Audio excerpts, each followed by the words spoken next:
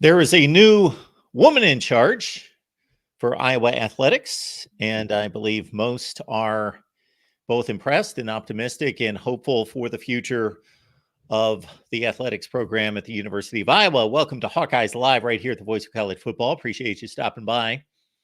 You know the deal. You ultimately produce the show. Leave your comments and questions there in the chat. Consider the super chat option. Also, the most effective way to contribute to the show, Venmo, PayPal, and Cash App, MarkRogersTV, and please let us know that it's for the Iowa channel. We got Corey Bradda here, of course, from the Hawkeye of the Storm.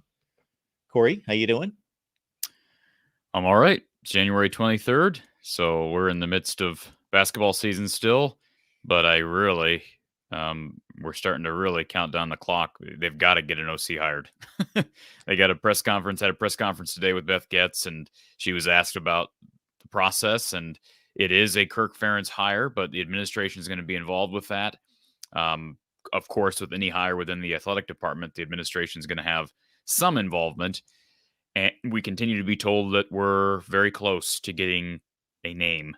My guess is that Kirk has had conversations over the last few days. If he hasn't, what are we doing? But I can tell you the one name that I tweeted out about earlier today was Brian Johnson. He just got let go from the Eagles, kind of a controversial move. I know a lot of people felt like it wasn't deserved. He puts together some really efficient offenses at Florida. He was also the OC at one time at Houston. Young guy. I know a lot of people, want youth. And so you might actually be able to tell us more about Brian Johnson, Mark, because he's, again, been at a few different places at the college ranks. But he is an NFL guy that recently left his position or is available on the market. And maybe another guy that Iowa should look at. Now, if I'm not mistaken, because I don't want to confuse any people here, Brian Johnson, I'm almost certain, is the same Brian Johnson who was the quarterback for the Utah Utes when they pulled off a significant Sugar Bowl upset at the conclusion of the 2008 season. You were nodding in agreement. Therefore, yes, right. I've got the right Brian Johnson. So that's where I first know him from. Is yes, Utah was an undefeated football team in 2008. They defeated an undefeated Alabama team at the end of the season at the Sugar Bowl as a significant underdog. Now, in regards to his work at Florida in particular, outstanding. The passing attack, and you're putting in that situation two excellent offensive minds together with Dan Mullen as the head coach who coordinated the two national championship offenses at Florida under Urban Meyer. Then he's a head coach at Mississippi State, goes to Florida. Certainly thought a lot of Brian Johnson to bring him on board and let him orchestrate an offense that scored a zillion points and a zillion yards per game. Mostly, I don't want to say they didn't have a strong running game because they did. They had a very balanced attack. But what was their calling card was Kyle Trask at quarterback, who almost mistakenly got the position through an injury to Felipe Franks and turned out to be the better player and almost pulled off a monumental upset of an all-time great Alabama team, an undefeated team that won the national championship in the 2020 SEC championship game and put up 46 points against a loaded Alabama defense. Was just a tremendous offensive machine. They put up 50. No, I'm mixing up teams. My bad. But anyway, the 46 spot against Alabama in the SEC championship game. Kyle Pitts at tight end. And I have not, I don't track the NFL like I once did. I just enjoy the games on Sunday afternoon, but I'm not the NFL expert of sorts that I would have been in years gone by.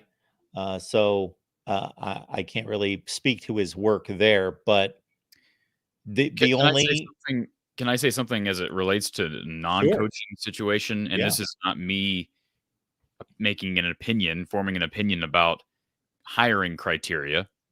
But Mark,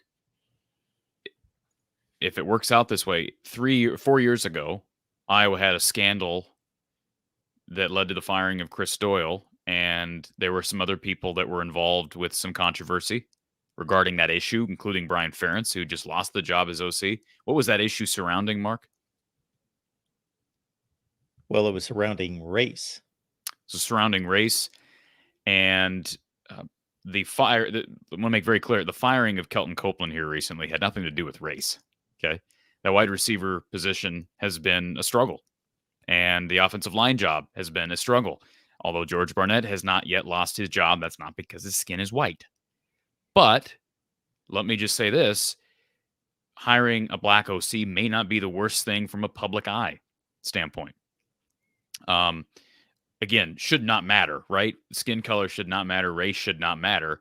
From a PR standpoint, though, you don't want, I don't know how it looks firing a black position coach, bringing in 2 white position coaches in. Again, should not matter, but in the world we live in, you wonder. But with all race aside, Brian Johnson, really impressive resume. I did see someone on Twitter that responded to my initial thing about Brian Johnson, and he said, this is the Chad Smith on Twitter. He says, lifelong Eagle fan here. No, he loves an ineffective screen pass more than Kirk and Brian combined. Literally, more of the same. I'd be very sad if this happened. Now, listen, I am not an Eagles fan either. In fact, I reached out to a good friend of mine, Gary Close, who's our coach for our men's basketball shows, who's currently recovering from an illness, but I've yet to hear back from Gary. He is also a huge Eagles fan, and he's from Philly, so I'll be anxious to get his opinion on Brian Johnson. But the numbers, the resume, regardless of, this comment, the resume indicates that he is an offensive mind. He's a former quarterback. He obviously understands the passing game. So to say more of the same, even without having watched the Eagles offenses of late, I cannot imagine that that's an even remotely accurate statement to make. They scored 35 points in the Super Bowl last year. I understand when you're real close to a situation, like obviously there's a reason they fired him, right? Yep. They're coming off a Super Bowl defeat. They kind of flamed out this year. I get it. So, but there's controversy around that move, and I don't want to say beggars can't be choosers, but Iowa's had the worst offense in the nation, and one of the biggest issues with this offense is their lack of downfield attack. And you brought up the Kyle Trask era, but what Brian Johnson gave to Utah as a player, he's obviously someone who could help them stretch the ball down the field, I would think. So I'll speak to 2 things. Continuing on the Iowa portion of this and the fit, it doesn't seem like a fit on the surface because of the pass heavy and the up tempo, spread them out, create matchups in the open space type of approach at Florida versus what Iowa likes to do. And also just not speaking to his situation in particular at Philadelphia, because again, I'm not tracking the NFL like I once did. So I have no opinion about his performance, except for they were obviously highly successful. This has been one of the top 2 or 3 franchises in the NFL in the past few years, and scored a lot of points, high scoring Super Bowl performance last year, had a very successful year that, as you stated, flamed out. Don't know exactly what their record was, but it was one of the better records in the league up until the last 4 or 5 games. Then they take a downturn, and who knows what the relationships are and what else is going on there, what other dynamics. But this seems to happen way too often in sports where somebody's a proven commodity. There's like a 4 or 5 game stretch that doesn't go well. Suddenly you're going to fire them. John Maybanks in the chat says, Eagles fan here. Their offense slid into a very Brian Ferentz-like mess this year. Empty sets on 3rd and short, slow developing pass plays. Play calling was, quote, very bad. I mean, if you're an Eagles fan, you'd know better than I would. I'm just going by track record, history, resume. Maybe that's true. Maybe that's factual. I just think there's way too much. And I am not in any way disparaging what Chad has to say. He's watching all the games apparently and really invested in Philadelphia Eagles football. I am not. Again, I know who the players are on the field, and that's about it. And who knows how much I saw the Eagles this year. I can't recall. So I don't know anything close to that. But I generally don't think that coaches are excellent at what they do one season and then suddenly don't know what they're doing the next year. Yeah, I agree. And let me just say this. Regardless of the opinion of someone like Brian Johnson, I watched less NFL football this year than probably ever in my life, which is insane. And you know how I guess you get busy on the weekends, etc. But let me say this. He will get hired by somebody. He has got too good of a resume to not get hired by somebody. And I'll give you another example of somebody who will be hired by somebody. Frank Reich will be hired by somebody. I brought his name up weeks ago. He'll likely end up as an OC somewhere else. So why would you not? If he's considered to be maybe one of the 30 to 40 best offensive football minds currently in football in the sport, why would you not consider him for the open position at Iowa? Now, I want to address a name that was tossed out there earlier this week. And this is not me reporting anything. I've not had conversations with Kirk Ferentz. Like I've said in the past, this information was kept very close to the vest. But I was told about a month ago, maybe a little less than a month ago, that there was a big name candidate that had reached out to Kirk Ferentz. I made that statement on this very show. All right. And that was on really good authority. Excellent source that I trust gave me that information. But I was never told who that individual was. Okay.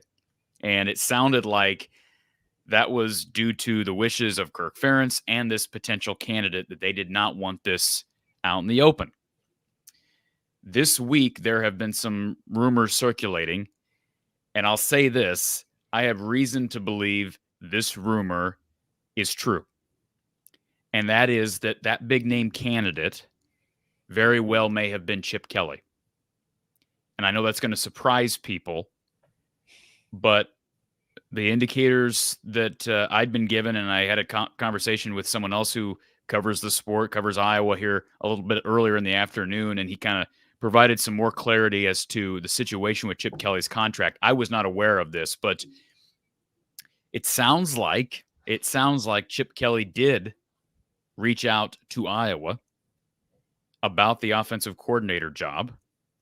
Chip Kelly has a multi-million-dollar buyout at UCLA. So if he were to leave the Bruins, I'm assuming that Iowa would have to fork over the money. That's a lot of money to buy out a coordinator at a different job, a guy who's actually the current head coach at UCLA. The other thing that's been brought up with as it relates to Chip Kelly is, why would he leave a head coaching job at UCLA to come be the coordinator at Iowa? Chip Kelly has been very outspoken about NIL and just the changing landscape. And being a head coach is different than being a coordinator. I know there have been reports this week, again, cannot substantiate it. I'm not in the NFL business, but there have been reports this week that NFL teams have been reaching out to Chip Kelly and are interested in vetting Chip Kelly to be their next OC. So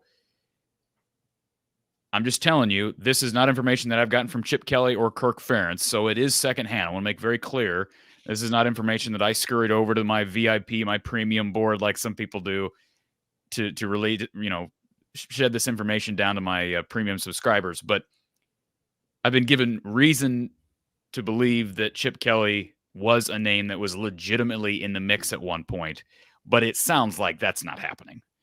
Iowa's not going to be pursuing that, whether that be more so because Chip Kelly chose not to pursue Iowa or because of the buyout, or maybe it's the philosophy difference between Chip Kelly and Kirk Ferentz. But what an intriguing name if true. What an intriguing name if true. And again, it fits.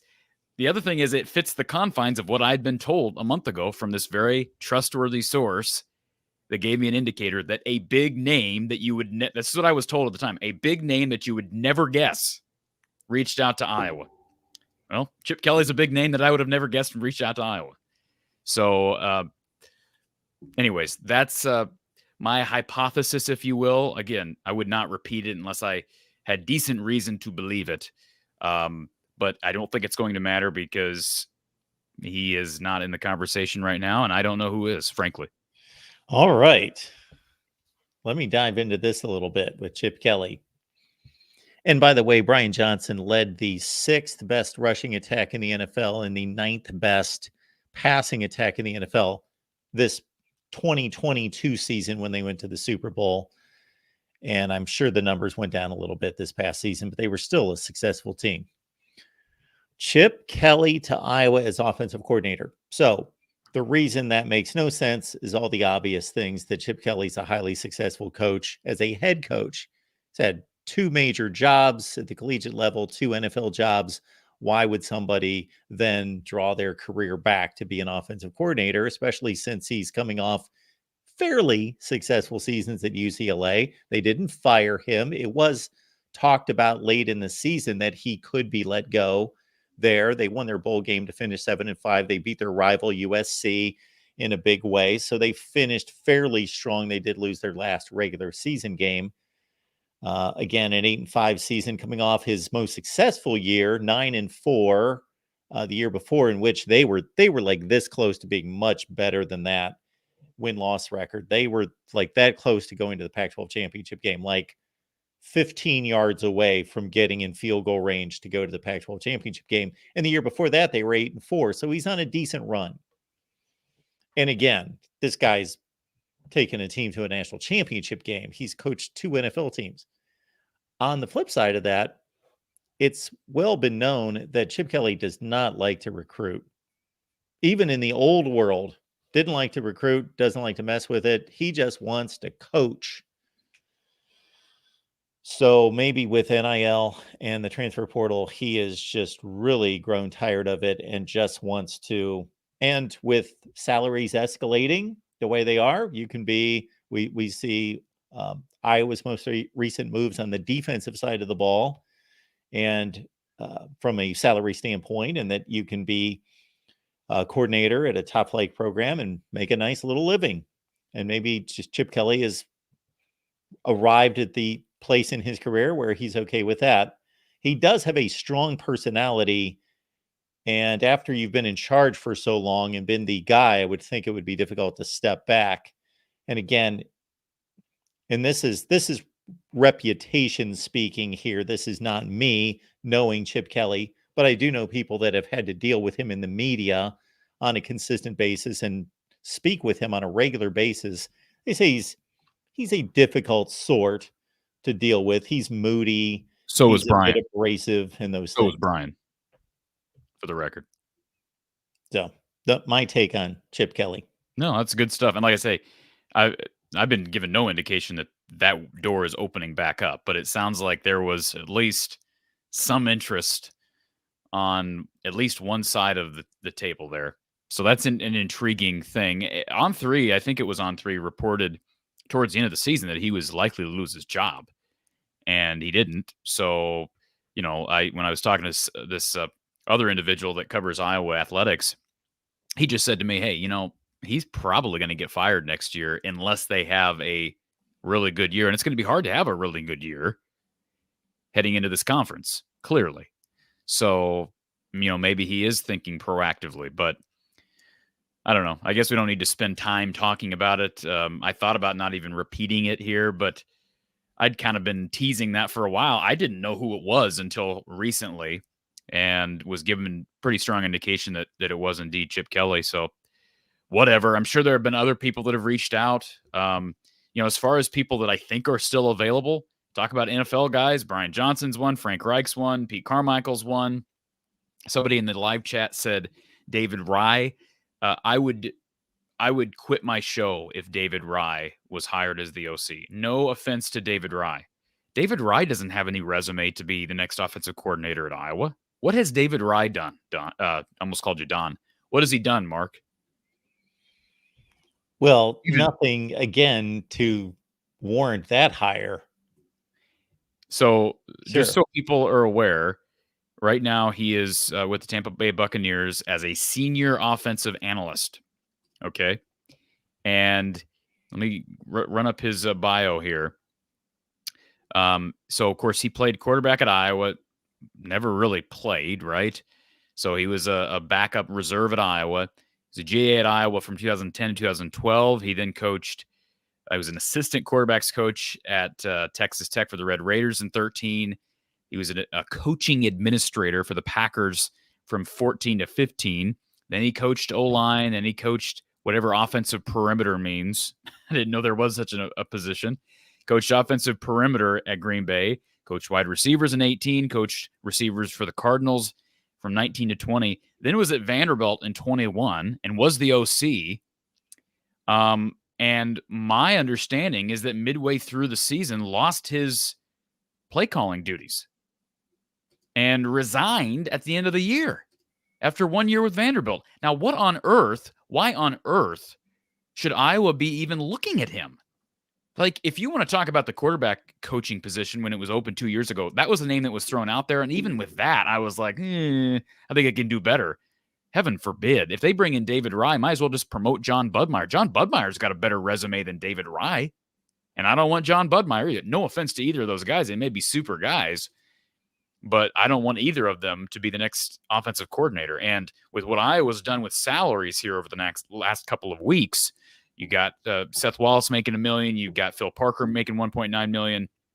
They have enough money. They're setting this up to have enough money to be able to pay a lump sum to whoever that next offensive coordinator is. Can you imagine bringing in David Ryan saying, "We got $1.5 million for you, David"? Like, come on. What do you think he's making as an analyst down at Tampa Bay? Could you imagine? I've heard the college analyst position is low paying.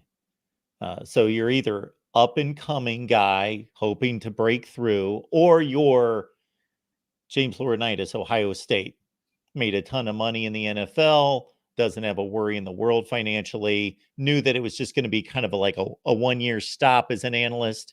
Now he's linebackers coach at Ohio State. So, and just the typical approach, the conventional approach to replacing someone in sports would be that, let's say, once Phil Parker moves on, okay, this guy is the best in the business, certainly one of the 2 or 3 best, arguably the best.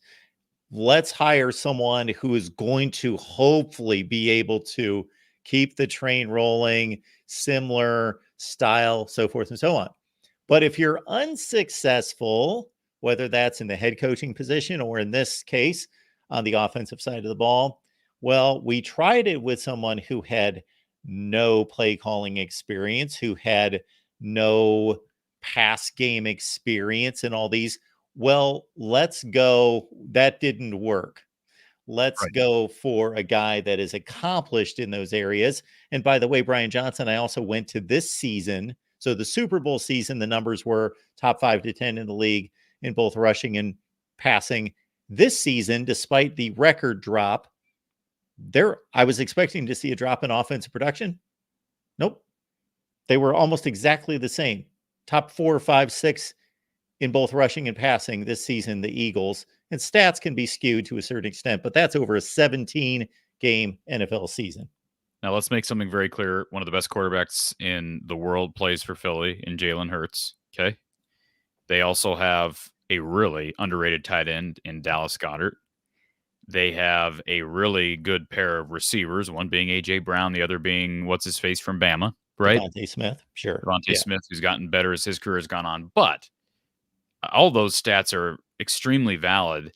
And, as it relates to the position as it currently stands, you brought up, well, it didn't work under Brian Ferentz and hiring a guy who didn't have play calling experience. I think the fear that is at least is in the back of my mind, my head, and I'm not saying that this overwhelms me, because I still think it's going to be almost impossible not to have a significant upgrade as it relates to the resume of whoever gets hired.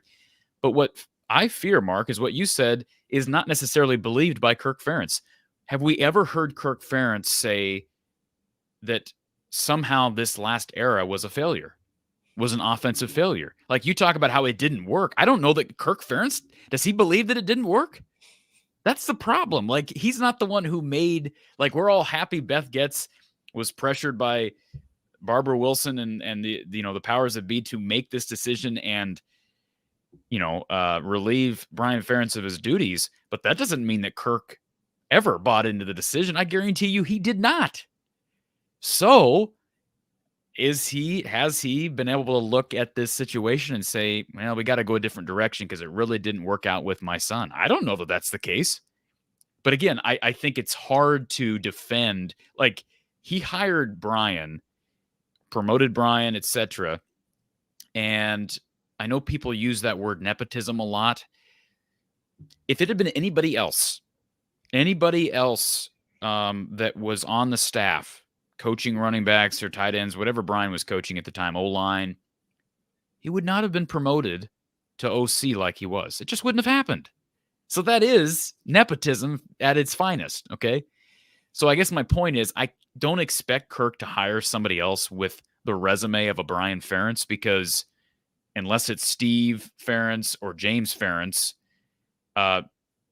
it's likely not going to be a family member. It's not going to be a family member. So I would like to think that, knowing he's not going to hire somebody in his family, it's got to be somebody with a good resume. And hopefully he looks at the situation not as, well, we got to go somewhere different because this last era was a failure, but what's the best hiring criteria for an offensive coordinator? And I would think some of the things that you've talked about, that I've talked about, would have to be on the list, right? What is a guy's play calling background? I mean, Joe Philbin was a guy that his name was tossed out there, but I have questions about Joe Philbin's play calling experience. He's an older coach, but he's not known to be a play caller. Mike McCarthy was calling plays at Green Bay when Joe Philbin was there. Now, he probably knows a lot about offense, but again, are you going to settle for someone with minimal experience play calling? So I'd be curious to sit down with Kirk and ask him. Of course, it's never going to happen, but I'd love to ask him, Kirk, what is your criteria here? What are your points of criteria? And see what he lists first, second, third. Like, is it a coordinator who is known for just limiting turnovers? Is that priority number one? Or is priority number one a guy who is run first no matter what? Like, we just don't know exactly. We know Kirk wants things to work within his stratosphere, and that can be successful, but we just don't know what order of operations as it relates to hiring criteria. I wonder if it ever runs through his mind, even if he has to suppress the thought and not let it enter Kirk Ferentz's mind, that, you know what?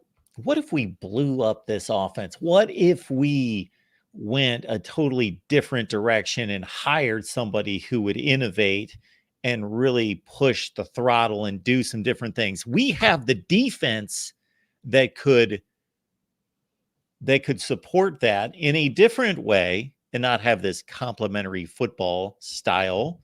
But, look at what Wisconsin did last year. And did it work? No. Was it an utter disaster? No. They were much more proficient on offense than Iowa.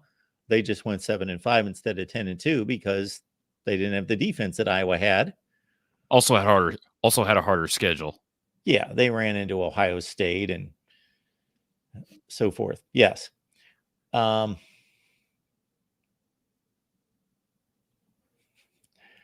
just wonder if that ever enters his mind to say. I'm sure it has. Absolutely. I mean, if Chip Kelly's calling Kirk Ferentz, I guarantee you Kirk's response was not, "Oh, hi, Chip." No way. Beep. Like, that's not happening. Obviously, I'm sure Kirk is not dumb. He's a very smart person. So, sure. I was told at the time that whoever that mystery candidate was, that was a consideration. But, how adaptable does that candidate need to be to Kirk's frame of mind? Or how adaptable is Kirk willing to be with that candidate's frame of mind? In this more competitive conference, instead of having the approach that we're going to continue to do what we do and try to bleed dry an 8-4 record and be competitive, we're going to field the same defense at the same caliber that we have for the last 5 or 10 years. And we're going to marry that with an offense that's going to scare people. And hey, maybe we'll surprise people. Wouldn't that be great, Mark? Wouldn't that be something?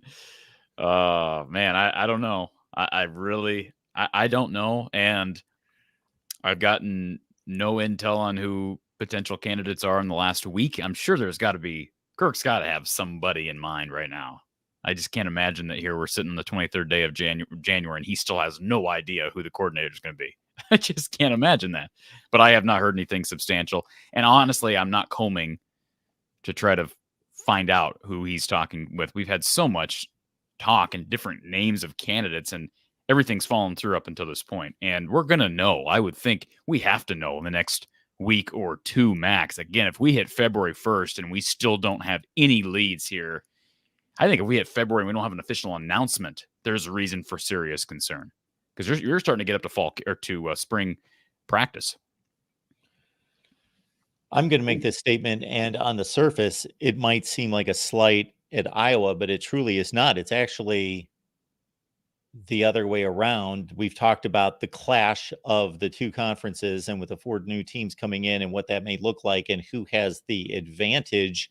We saw a national championship game in which Michigan's defense, which Michigan fans will claim is the best in college football, and it might be. I'm not going to argue that it's not, but I also don't believe that it is without a doubt the best defense in college football.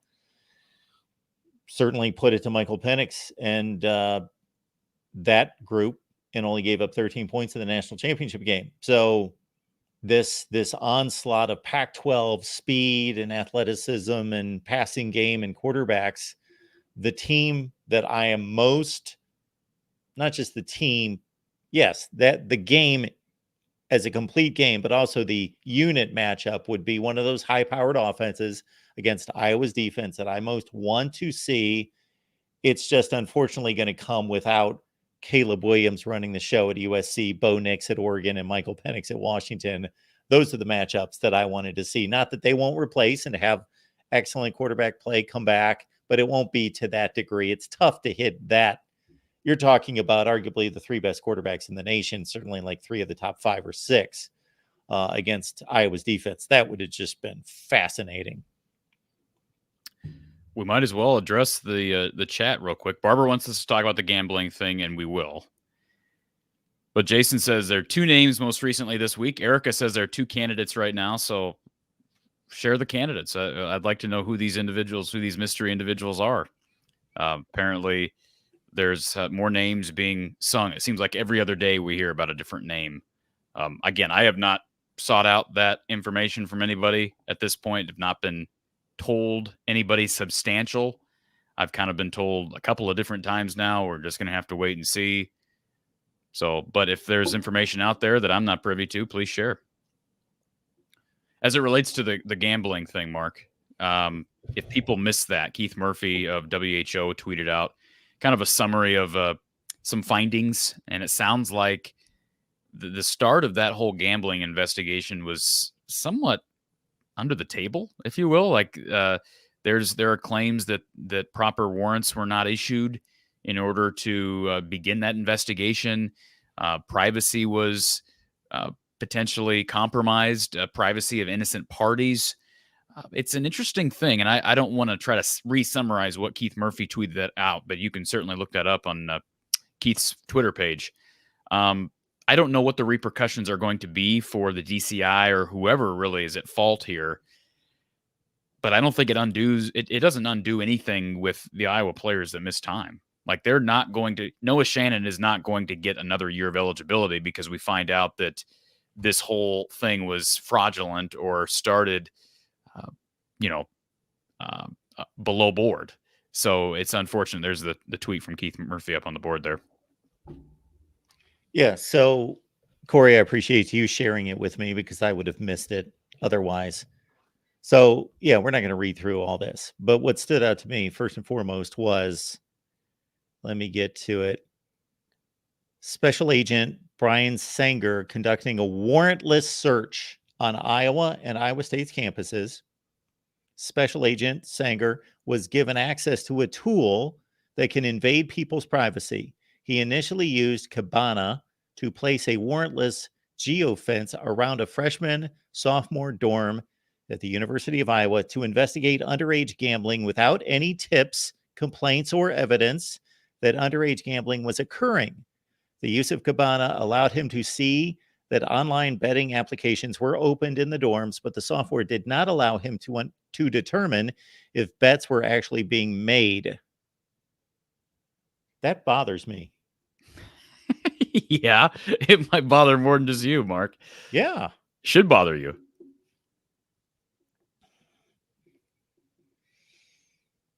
And then there was another aspect in here that bothered me beyond that, but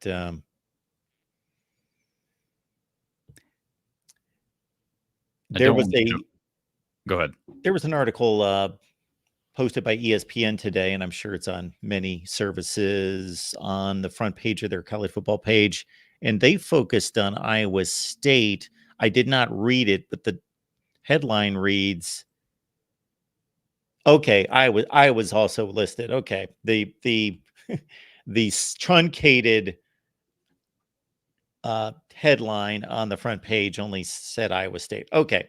So this is just more of the same information, I believe. Okay. Can we real quick, not to hop back and forth, but Jason listed two names, and the one name I had heard, Kevin Johns, had been tossed out there. I had not heard anything about Luke Goetz. Again, these are these from, is this from a credible source, or it's not coming from me, but Jason says Kevin Johns, Luke Goetz are the two most recent names that have been tossed out there. Luke Goetz, so he was recently fired by the Bears, correct? I don't know who that is. Luke Goetz. So yeah. I was thinking he was the OC for the Bears. Was he fired last year, I think? That Bears offense has been a disaster for so long. Yeah. So like that doesn't, not to say he wouldn't be an upgrade, but that, and then Kevin Johns is at Duke, right? Or was at Duke? Is he still? Yeah. Is he still there? So just to clarify, in Goetz, 2 years as Bears offensive coordinator, 22 and 23. Before that, quarterbacks coach and passing game coordinator with the Packers going back to 2019. Did work in the college game at Mississippi State, 2018. So that would have been under Joe Moorhead, a team that played Iowa in a bowl game that Iowa won, close ball game. Johns, now that Manny Diaz, of course, with the coaching change, Mike Elko goes from Duke to Texas A&M. Manny Diaz comes in as head coach at Duke from his Penn State defensive coordinator spot. I don't know if he was retained or where that stands right now. Okay, let me real quickly grab John's you probably got his resume up there. Yes. But I'm going to pull it up as well, because where was he at before Duke? He was at Memphis for 3 seasons, offensive coordinator, quarterbacks coach. So they were successful during those years. Those were Ryan Silverfield years. He was at Indiana, offensive coordinator for 6 seasons. So that was like the Kevin Wilson run. But when Indiana had some really good offenses during that time. Those weren't they weren't good teams. No. Yeah. I mean, maybe this is I have not done my due diligence on Kevin Johns, but I'd be more intrigued to look at what his offensive tenure was like at Memphis, because that was an extended stretch where he was coaching quarterbacks. He also has a year under his belt coaching receivers at Texas Tech. He coached receivers at Northwestern, actually, as well. I guarantee that the numbers are good at Memphis. Yeah. Well, Memphis tends to have a good offense. In general, they do pretty well recruiting players down there, and good skill position players. So anyways, yeah, I mean, maybe. And his last season at Memphis, he would have been the offensive coordinator for Mike Norvell in his last season at Memphis. Okay. Yeah, and then as far as Luke Goetz, you don't know much about Luke Goetz other than what I said. I just remembered last I knew he was, he'd gotten fired by the Bears, right? Pull up here, hired by the Bears in January of 2022. Yeah, he just fired January 10th. But man, that Bears offense has not been good, has it? I'm not a Bears fan, but I know a lot of people in the area are, and I just don't hear anything good about the Bears. So, well, he coached Justin Fields the last 2 years, and Justin Fields was the first quarterback, I think the second quarterback in history to rush for 1,000 yards. I'm sure that's exactly what Kirk wants out of his quarterback, run for 1,000 yards. yeah. T. Hink must have gotten in here late. He says, any smoke about Chip Kelly, or have they talked about that rumor? Yeah, Watch just the go rest back. of the show. Yes. We talked about it Re-rack it. earlier. Just rewind, T. Hink. We did talk about it. Folks, so we're here every Tuesday with Corey. And of course, for the deep dive on Iowa football, men's and women's basketball, join Corey at from the Hawkeye of the Storm. I'm guessing 99.9% of you are aware, but it's just a reminder that that should be a stop each and every day for you Hawkeye fans to join Corey. And then we do this every Tuesday right here at the Voice of College Football with Corey, and have a great time, and have done it for about 2.5 years. So that's at 4:30 Central. We talk Nebraska football at 7 p.m. Eastern, 6 Central. So coming up just a half hour after we conclude here on the Nebraska channel. So come on over and trash talk, troll, do whatever you'd like to do as Iowa fans against one of your hated rivals. I will say this press conference today with Beth Goetz, and went pretty much as expected and as anticipated. The one thing that I thought was interesting is she was asked about just kind of her approach to the job now that she's the permanent AD and not an interim AD. And she basically said it doesn't really change her position, her stance moving forward. She is the only female AD in the Big Ten right now. If we want to make a big deal of that, I know the media had to make a huge deal of that during the press conference. So that's at least significant. And she'll be joined by, I think USC's got a female AD. So they'll be joined by her next year. But I've been really impressed with Beth Goetz. I had a conversation with Tom Kakert of HawkeyeReport.com last week, published that today over on the channel. And Tom has been very complimentary. A little bit of interaction he's had with her. I've not been able to meet Beth yet. Would love to get her on my show at some point. Would love to make that happen. But I've been really impressed just with some of the moves she's made, everything personality-wise that I've heard about her. It sounds like she didn't even move into she hasn't even moved into the big office yet. And I think there was some pressure maybe to do that when she first got the job, and she has held back on doing that. So she's wanted to earn the job. She's earned it. They did a national search. Barbara Wilson, really complimentary of her today as expected. And I was impressed with Beth's composure. You have all those coaches standing there at the press conference, Kirk and Fran McCaffrey and just everybody. And I thought she carried herself well, handled herself well. It's kind of a weird situation when you have media members asking her about, how do you handle Kirk's approach to the offensive coordinator hire? And Kirk's standing over here. I think that's kind of awkward, but I thought she really handled herself well. And, she's going to be a good segue to the NIL era. Not even a segue, but I mean, we're here. So she's got to just build whatever, any type of divide that might still be there between Iowa and the NIL world. That needs to be bridged. And I think she's making that happen so far. You are the number one independent platform for Iowa athletics. There should be no reason that we can't get Beth Goetz on your show.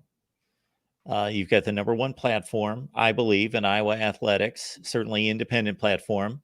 And I think the most effective way to do that off the top of my head is to tweet and then have a groundswell of folks that want to see her on your show to retweet and post and comment to encourage her to come on the show. I can tell you, I invited Gary Barta on about a month before he walked away, and I was told it was a possibility that he'd come on the show, and then he announced his departure. And yeah, I remember that. Yeah. So, but I'd love to get in touch with Beth. So We'll try to make that happen at some point. I do want to let people know we've got good news for one of our live shows coming up. We do have a fan favorite, Jay Higgins' dad. Roy Higgins is going to be coming on a live show, so stay tuned on that front. Details about that showtime here coming up pretty soon. So I know Roy brings a lot of energy. The fan base loves him, and it should be a fun live show. If you enjoyed the audio version and some of you like to take in your sports news and other things with the audio version, catch up with Corey at From the Hawkeye of the Storm on your favorite audio platform. You can hear a good sampling of Corey's work as well as this show each week on audio.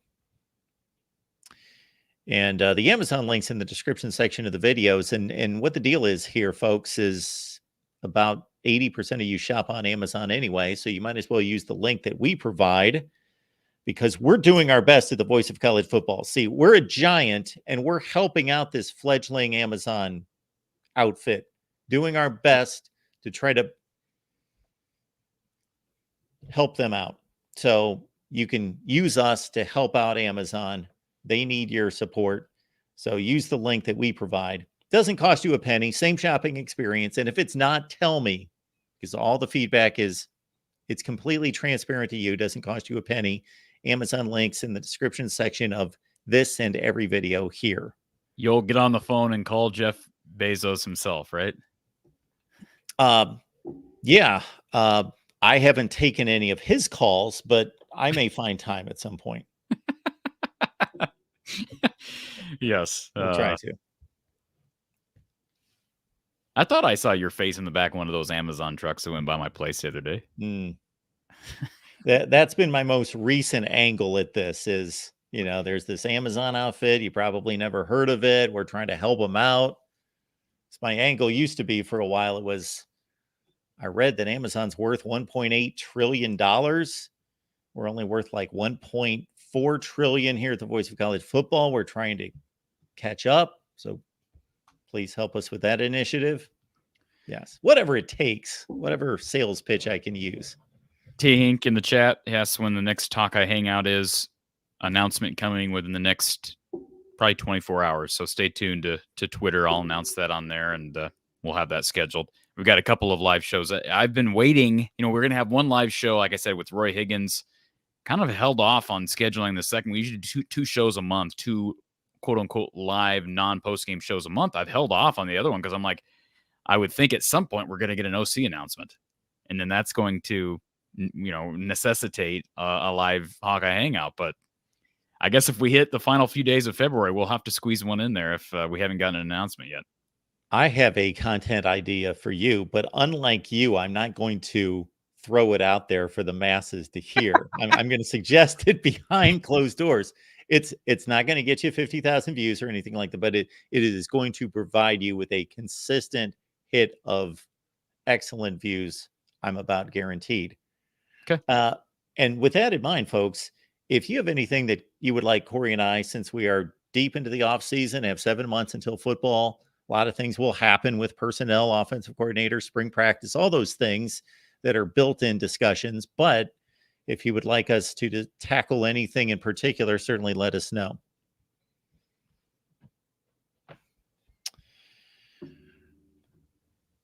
Was there anything else here? I mentioned congratulations should go out to Quinn Schulte, who was academic All-American. I did see that, which is a high honor. So good for him. I mentioned this to you yesterday on your main channel.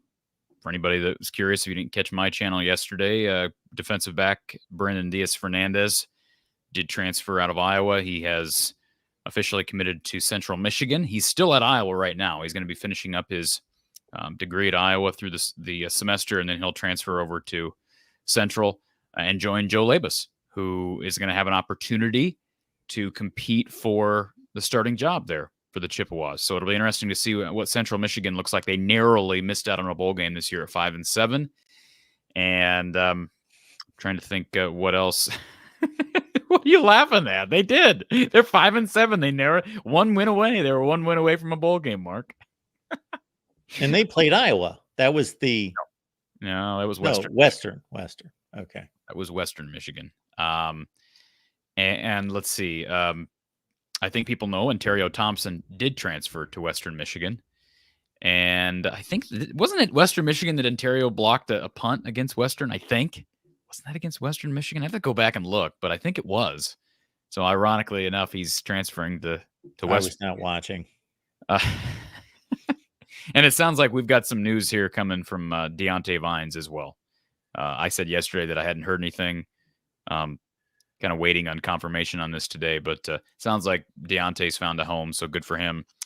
And yeah, I mean, basically, Iowa transfers have found landing spots. I don't know about Jackson Filer, the Iowa Western transfer. He was not on scholarship yet at Iowa, but he was in the portal last I knew as well. And as Beth Goetz brought up today, they do have also an open wide receivers coach position they need to fill. So, what do you do there? Whoever the next quarterback's coach is, who's likely going to be the offensive coordinator, hopefully he has a wide receivers coach in mind and he can bring him with him. I think there's enough money here involved. I don't think money, I've had people ask me, do you think money's the holdup? No, I don't believe money is in any way what's holding the situation back. So I don't have the answer as far as what's holding it back, other than maybe some eggs were placed in a basket that tipped over, and maybe we shouldn't have placed so many eggs in that basket at the time, but it's not panic time yet. If we're here next week at this time, Mark, talking about it on January 30th, then I'll say, okay, it's time to start talking about panic mode, but we're not there yet. You know what comes to mind as soon as you said that? In 2021, Michigan was going to spring practice. They were in the days just leading into spring practice. I'm talking 2 or 3 days. There were several positions open on their staff. This is in 2021, coming off a bad COVID year, all sorts of rumors swirling. Jim Harbaugh had his pay slashed in half. Program not in a great spot. I think it was overplayed, and I stated that over and over and over that Michigan was fine, but still, they filled those spots just at the start of, and we're talking multiple spots on both sides of the football, and they go on and win the Big Ten championship and go to the playoff. I think you can get away with that at Michigan. I mean, I don't know that you can get away with it at Iowa. Not that Iowa's some puny program that nobody cares about, but there is a difference between Michigan and Iowa, I think. And that's not Kirk's. Like, Kirk's style is not to procrastinate. I don't think that's his, in general. I don't want to age him, but he's one of the older coaches in the sport. And Mark, you know what it's like to care for aging parents, grandparents, etc. When a person gets older, typically one thing at least one trait that I've seen in older people is you start to, as you age and get to that, I want to say geriatric stage, but you get what I'm saying. You get to the point where you're like, I have to have things done and it has to be done right now. I can't wait. So I can't imagine that Kirk's just sitting back with a cigar in his mouth. We'll get to it when I get to it. Let me get another bowl of ice cream. I don't think he's doing that. By the way, he is a big fan of ice cream and a big fan of Wrigley's gum, I believe. I don't think it's Trident. I think it's Wrigley's. But so I'm guessing that this is bugging him. And if it's not, then good, because that means he must have a solution that we just don't know about yet. It can't get any worse. So maybe that's what he's resting on, thinking whoever I throw in that spot, they're going to do better. Yep. Maybe that was the whole plan all along with having Brian fail as OC for the last 3-4 years, is just, hey, I'll built up enough immunity myself that Brian will make several million. I'm not going to get fired. And then whoever I bring in to finish off my career has to be better than what my son's going to bring to the table. Maybe that was the plan all along. We recorded Michigan podcast a couple hours ago, and it was not related to Iowa, but something was stated that caused me to just make the comment that I was still looking for an offensive coordinator, and caused Steve Dace to say, that's right, they still don't have an offensive coordinator. What's going on? Well, they may be looking for a head coach here pretty soon, right? Sounds like. Yes, they. Yes, Michigan. Yeah. Michigan's going to be looking for a head coach here soon. But again, a little bit different. Now, can I ask you real quick? I know we're trying to finish this thing up. Who do you think, any names that you care to toss out there if Harbaugh ends up leaving for the Chargers as expected? What ends up happening for the head coaching position at Michigan? Is there any names that top the list? Man, I should do a video on this, actually. That's what I Absolutely. should be doing, is offering my input. I'm sure Ward Manuel will be listening intently. Absolutely. I think they have 2 on staff. I think both coordinators, that there wouldn't be much pushback from the fan base for either coordinator to be selected as the head coach. There was I'd love that, by the way. I'd love that. You would love if the offensive coordinator was selected. Yes, because I think he's overrated. Yeah. I would love that. Yeah, I think without me really delving into it, we're talking about a lot of the typical candidates, like a Matt Campbell at Iowa State. Matt Campbell? Yeah. Really? Is he PJ still Fleck. out there? PJ Fleck's been mentioned a lot in PJ various Wow. places.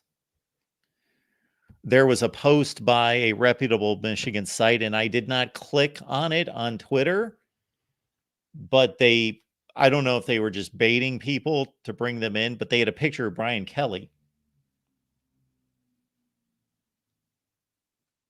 Why? He's got a long-standing contract at LSU that would have to be broken, which he could, I guess. I don't know why he would want to. Yeah. Okay. Yeah, I'm going to have to. I probably should do my due diligence and get on that. Yeah, I'm just trying to think of who else are the hot names right now. Well, when it was the Alabama job, it was Mike Norvell, Dan Lanning. Shoot, it was Steve Sarkisian. Sure. Lance Leipold would be a hot name. That's a good name for Michigan. Yep, that'd be a good name. That's a good name for Iowa. Yeah. Potentially. Well, actually, it's funny because when we shot Michigan podcast today, we were going over Steve's crystal ball predictions that he made last summer for this past season. And he likes to run them by me. And then I grade him on his selections. And one was that Kirk was going to retire at the conclusion of this season and that Lance Leipold would be the new head coach at Iowa. What about Chris Kleiman? Yeah, I thought of him too just now. Yeah. Would he be a candidate for the Michigan job? Oh, sure. He would be. Yeah. Yeah. Mike Locksley. Michael Locksley? Mike Locksley was in the top 6 or 7 for the Alabama job. It's incredible. I remember how much your boy Steve Dace ripped on Maryland when they hired Michael Locksley. Oh, He just destroyed those Terrapins. I don't even know if I knew Steve at that point. You ought to ask. Oh, I used to listen to Steve Dace's podcast with John Miller. It was at HawkeyeNation.com. Back when I actually listened to podcasts. Now I don't have time to listen to podcasts. But yeah, I remember him just ripping into both of them. I did too. I ripped on Maryland. I didn't think they had any business hiring a guy who was like 2-32 at New Mexico, and he had off-field issues. I didn't guarantee that he wouldn't succeed, but I thought, why? There are other places to go. He has not lit the world on fire. Let's just be clear. He's played in a very difficult conference to win in, but they have had it's gone 8-5 the last 2 years and 7-6 the year before that. It looks good because he wins a bowl. He's won 3 marginal bowl games in a row. But in that division, those aren't bad records. I think we can agree on that. But I'll be interested to see what they look like, assuming he sticks around a couple of years into the new Big Ten, when the schedules are more even and he doesn't have Talia. I think that'll be interesting. Yeah, Talia. He's going to the NFL draft, right? He has to. That's right. Yeah, NCAA denied his waiver for another year. Would have liked to have seen him come back, and just would be curious to see him in another uniform. All right, folks. Appreciate you being here at the Voice of College Football. And make it on back next Tuesday. Bring a friend or two or 50 with you. And again, Corey's here all week on his channel, I should say, from the Hawkeye of the Storm. From the Hawkeye of the Storm, of course. Voice of College Football from the Hawkeye of the Storm. There we go. Folks, we'll see you back here next week. Appreciate you being here. Corey, you as well. Thank you, sir.